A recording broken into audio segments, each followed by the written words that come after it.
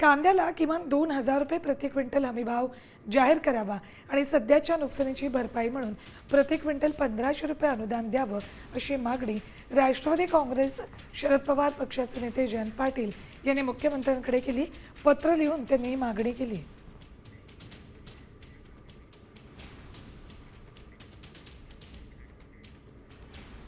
कांद्याला किमान 2,000 रुपये प्रति क्विंटल हमीभाव जाहीर करावा, जेणेकरून उत्पादन खर्च निघू शकेल. सध्याच्या आर्थिक नुकसानीतून सावरण्यासाठी प्रति क्विंटल 1,500 रुपये अनुदान थेट शेतकऱ्यांना द्यावं.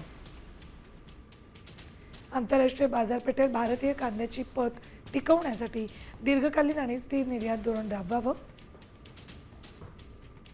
भविष्यातील नुकसान टाळण्यासाठी आधुनिक शीतगृह आणि कांदा चाळ उभारण्यासाठी भरघोस अनुदान द्यावं. बाजार समित्यांमध्ये दर कोसळल्यानं नाफेड आणि इतर संस्थांमार्फत तातडीनं मोठी खरेदी सुरू करावी.